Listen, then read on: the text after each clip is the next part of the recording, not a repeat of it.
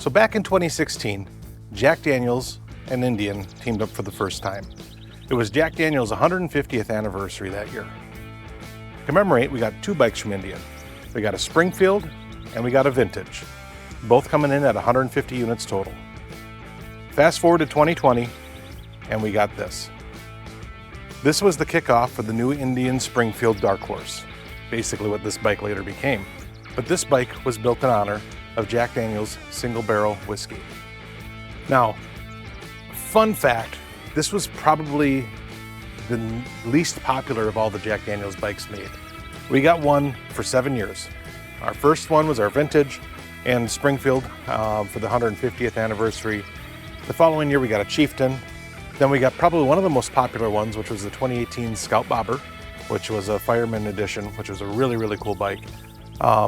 Following that, we got this. This was a 2020 model year Springfield Dark Horse.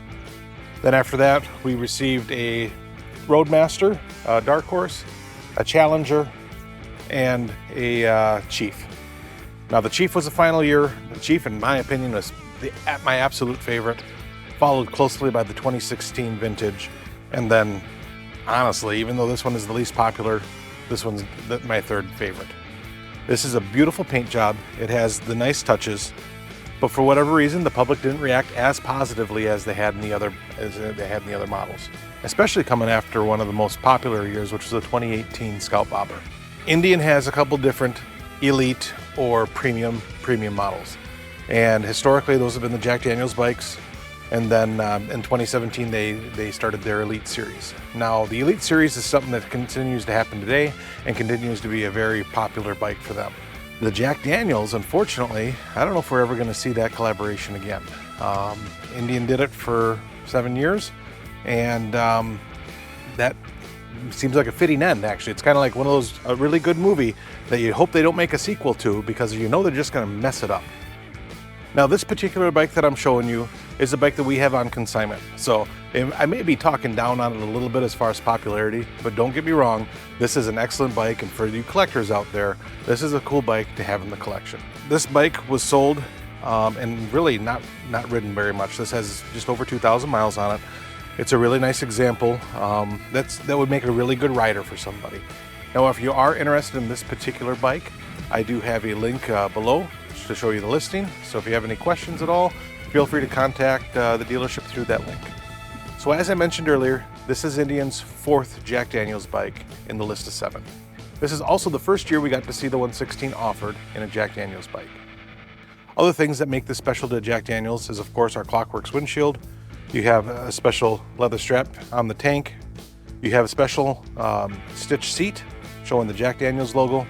Of course, special paint with scallops. You have your premium floorboards showing the single barrel logo.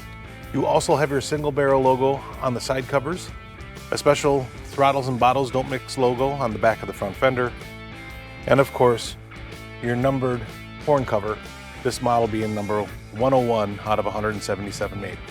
So why didn't this bike sell all that well when it was new? Well, this bike was released as a 2020 model.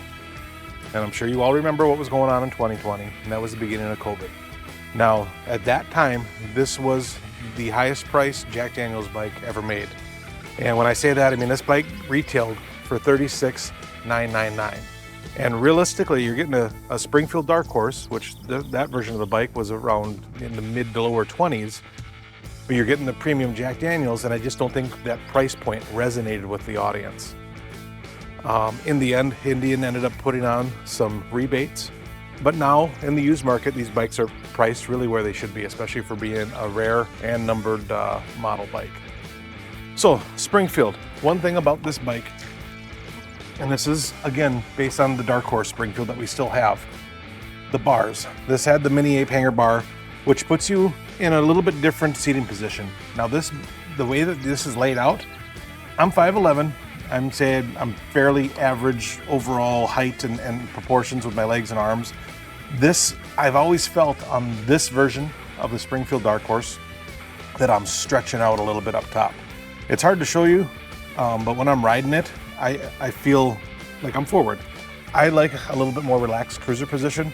So if my arms are a few inches longer, this would be perfect. But for me, the bars are just, I'm leaning forward just a little bit. Now, in the corners, it's fun because it puts you in a ready, a little bit more aggressive seating position. But for just cruising around on the highway, it's not my preferred seating position. One thing about this bike, though, being a Springfield, this is, as far as the touring chassis that Indian had at the time, this is probably one of the best handling bikes out there. You have the 19-inch front wheel, and it's a gorgeous wheel as well, being a special edition wheel just for the Jack Daniels and Elite Series bikes. But the Springfield also has the more reduced rake. Now, all of the bikes that are in this chassis have the same rake angle nowadays, but at this time that wasn't the case. The vintage, like the bike that I own, was a little bit more stretched out wheelbase, so that handled a little bit more lazy in the corners. The Springfield having a more up and down fork position, and then having that 19-inch wheel, this thing really carves corners well.